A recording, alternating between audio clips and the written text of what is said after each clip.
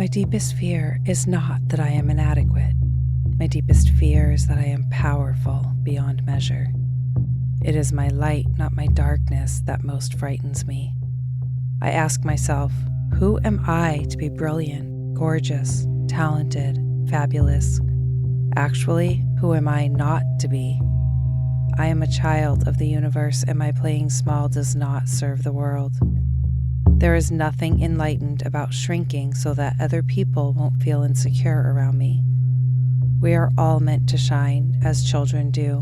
We were born to make manifest the glory of the universe that is within us. It is not just in some of us, it is in everyone. And as I let my own light shine, I unconsciously give other people permission to do the same. As I am liberated from my own fear, my presence automatically liberates others.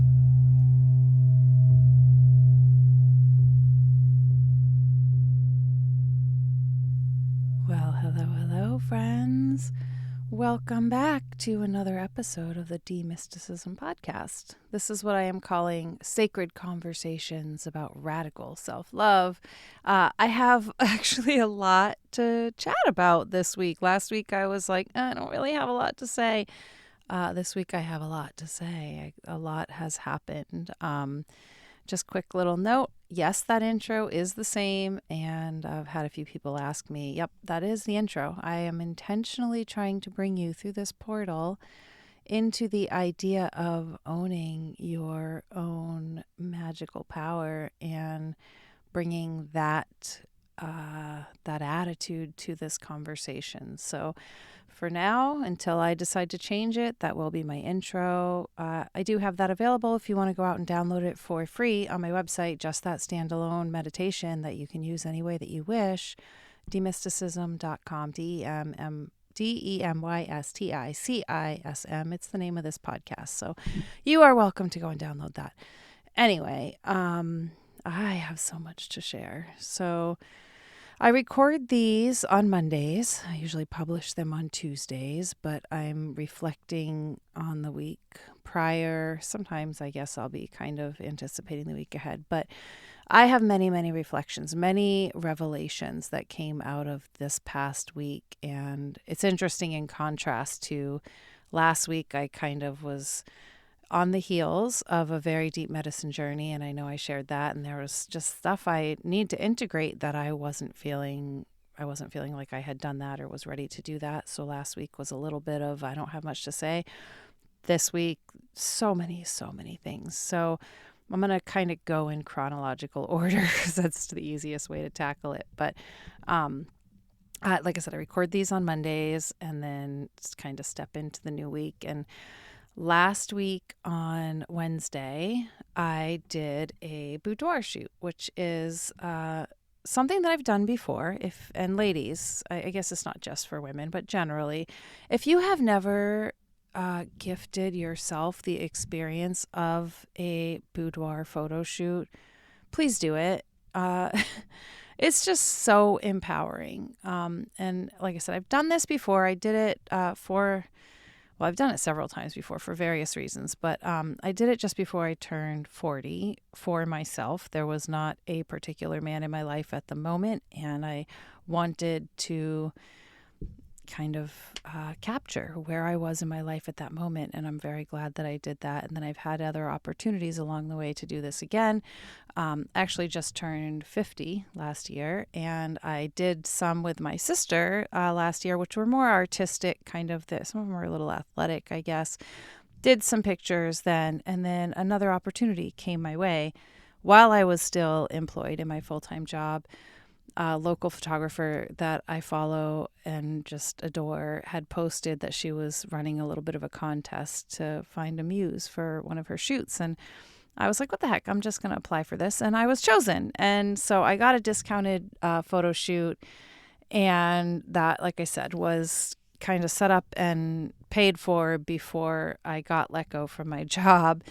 And when the original date came around, I was having all these crazy skin issues that I've been sharing about and just really feeling out of sorts. And I had asked to push that out, and she was kind enough to honor that. And the new date came around. It was last week, and I still was having a little bit of hesitation. I had procrastinated on buying some outfits that I wanted to, bring into this shoot because I didn't want to wear things I had worn before. But I did get that done. I did buy some a couple of days before, and they turned out to be fabulous. And the night before the shoot, I was really just like, gosh, maybe I just shouldn't do this. I mean, my skin is inflamed and I'm tired. I'm not feeling like excuse why I didn't want to do this. And then I had a little talk with myself, as I think we all do that. Yeah, you guys have talks with yourselves. Just thinking about, why am I resisting this? And if I have this opportunity to capture this moment in time, why would I not take that?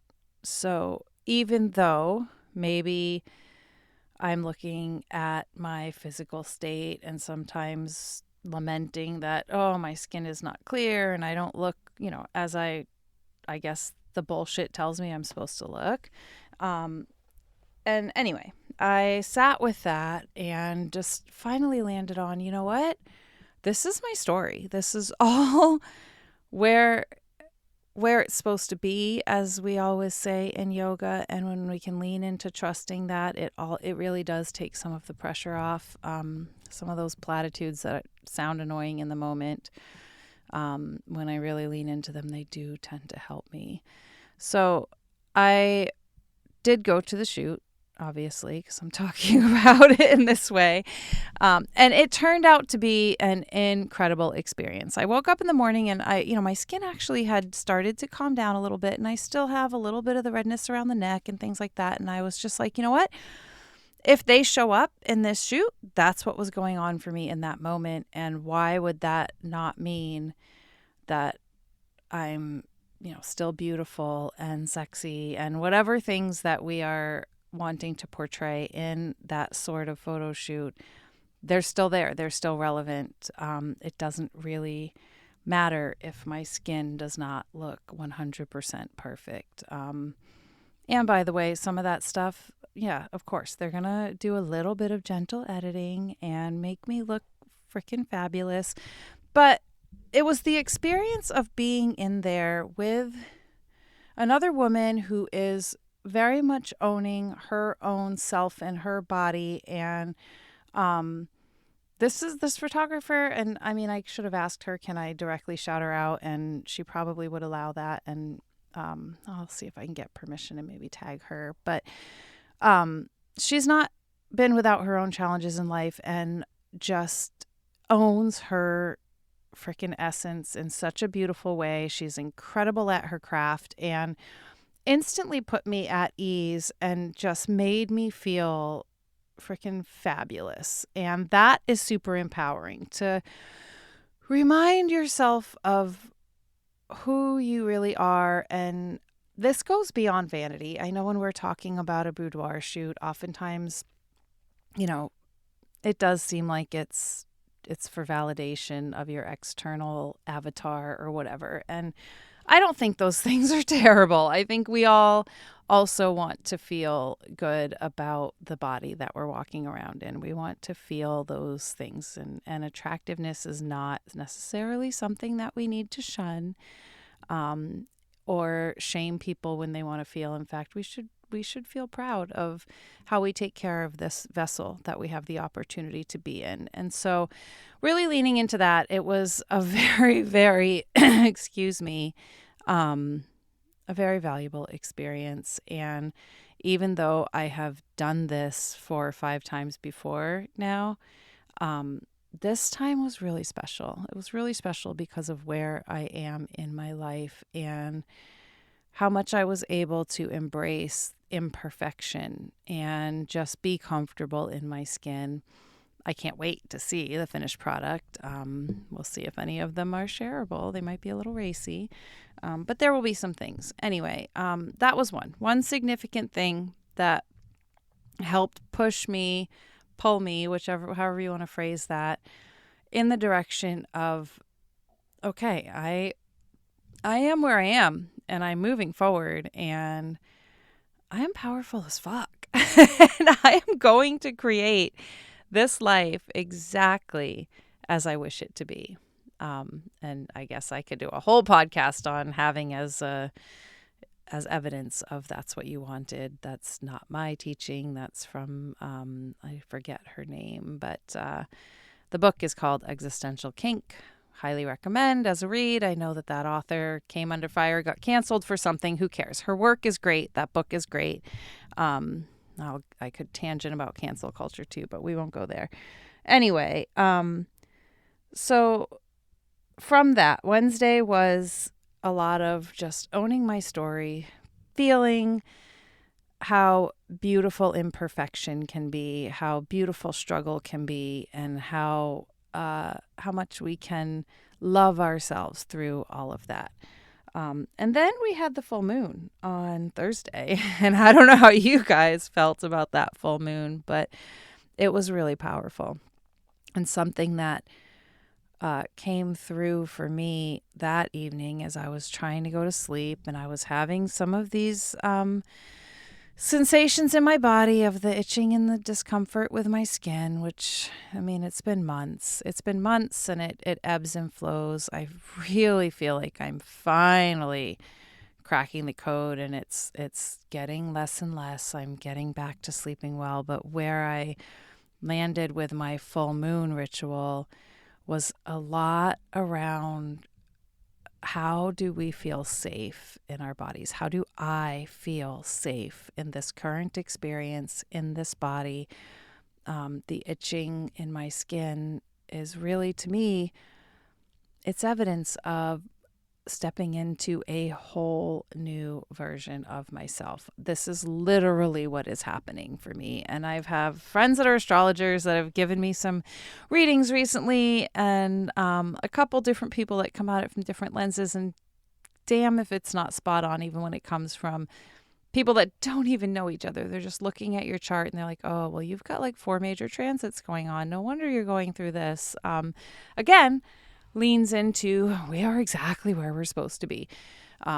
Sometimes it feels like it's almost predetermined. I don't like to give up that much autonomy, but that is great information to help us navigate when we know life is going to push you through a challenge right now. So take this information as you will, and then maybe use it to your advantage. So for me, stepping into a new identity, I really, truly think I am having to regrow a whole new skin. I feel like a 100% different person than I was, 4 or 5 months ago.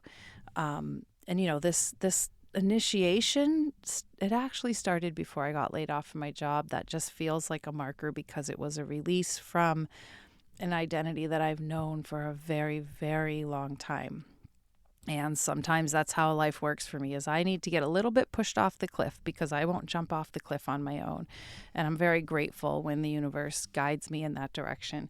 So with the full moon, I sat and just really allowed myself to find where I feel safe and what makes me feel safe in my skin, in my home, in my mind. And that's going to be unique for every single one of us. And for me, it's sometimes just reminding myself that I am safe. I have everything I need around me. The fact that I am laying in a comfortable bed at night to ponder this, not everybody has that. Not that I believe comparison is the way to go when we're looking at our life experience, but gratitude for the fact that I really, truly, I am safe. Like whatever perceived lack of safety there is simply a perception in my mind. It's not a truth. And the safety around finances is a huge one. We live in a world that does revolve around money. I am currently trying to build a new way to resource myself, and that's a little scary.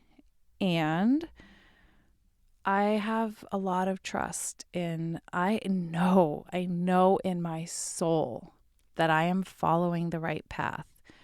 And therefore, I want to trust that I will be taken care of. I will have what I need. And I am not the kind of person that needs a huge mansion to feel validated or a fancy car. I have a nice car. I have a nice house. I am very grateful for these things. And yes, I would like to keep my life in that order. But I'm not looking at resources as a way to, I don't know, gain status in the world. I really just want to feel comfortable and be taken care of and be able to feed myself, my daughter, the people that I care about, to be able to have fun experiences. Those are the things that I'm truly seeking in life. And I'm grateful that I have those opportunities. So when I can remind myself of that, I am safe. It is safe for me to relax. This was one of my overarching themes when I did my year ahead. It is safe for me to relax, trust in the alchemical process. I mean, it is a little wild given what the year is unfolding for me, that those were the messages I was given at the start. And the safety and relaxation, it is safe for me to relax. I just repeat this almost nonstop lately until I literally can feel my shoulders soften. And I have to allow my skin to relax. I say this a lot when I'm teaching yoga, particularly yin. I will offer people to relax body parts you don't think of relaxing. Relax your ears, relax your forehead. We don't realize where we hold tension. And for me, relax my skin. That outer shield to the outside world. This is our layer of protection, our first line of defense. Like, our skin is so representative of our safety and our identity. I guess this isn't even unrelated to the whole idea of the boudoir shoot. There's so much around being comfortable in my skin that turned up for me last week, in the literal sense and in the more metaphorical sense. So some of these these inspirations, that's not the word, the revelations, they come at me as I'm talking. So this is interesting. Other things that, my gosh, there's literally so much. And I think I've already talked for like 15 or 20 minutes. But also had a beautiful, I don't even really believe in coincidences, but a beautiful opportunity to go and do a corporate sound bath again. This is a piece of my business that I have been wanting to build.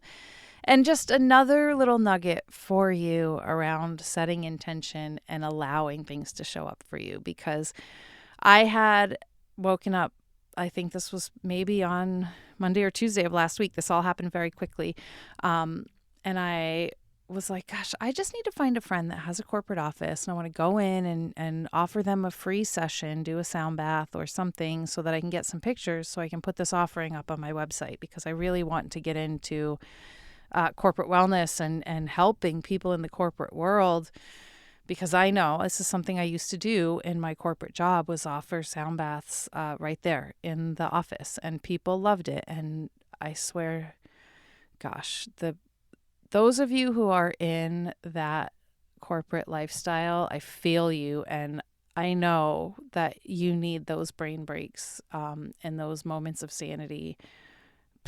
Gosh, maybe I don't want to say more than, it's not comparative, but you definitely need that. So I've been looking to get into that space. I went on a tangent, but I went to yoga. One of my fellow yoga teachers was there, and she was like, hey, my boyfriend has this beautiful wellness space at his office, and they're having a wellness fair, and they were wondering if you would want to come in and do a sound bath. And I'm like, yes, absolutely. And I said, and I would actually love to get in there sooner. Let's do a sound bath. I'll do it for free for them if they will allow me to take pictures that I can use for my marketing and promotions. So we made that trade happen almost instantly. And last Friday, I had the opportunity to go into this beautiful office space that had just a fabulous wellness room. There were 15, 20 people, something like that came in, and I got some lovely pictures. And again, an example of, I just tossed an idea out to the universe and released it, and it came back to me literally within hours, the opportunity. And now I have some great pictures, and I can start marketing that offering, and who knows where it will lead from there. Maybe I have more opportunities within that company. So it's happening, y'all. I'm gonna build this business and it's gonna be good, and I'm very excited about it. And we aren't done yet. I also did a training over the weekend on Tibetan sound bowl massage, which I will be offering, and this is a service that lights me up. So I hope that you all can come in and book a session with me where we actually have the Tibetan bowls, the brass bowls. They have some weight behind them, and those babies resonate with such a vibration. Literally, the bowls are placed on your body to help move that energy. And it is just so soothing to me. I'm such a nerd for sound, and feeling it in my body is such beautiful medicine. So I had the opportunity to train in that. That's already an offering that I have out there. It's not on my website yet, but it hopefully will be by the time this podcast is published. And then last little win to celebrate. Again, silly, but I'm taking every win that I can right now. I got accepted to the Viore Ambassador Program, which is not a big feat. I think a lot of yoga teachers are part of it, but they actually vet people, and you have to give them all your credentials, and they'll check out your Instagram profile. And I had made a couple of comments like, I'm probably not what they want, because they don't want these old yoga teachers or whatever, like stupid stuff.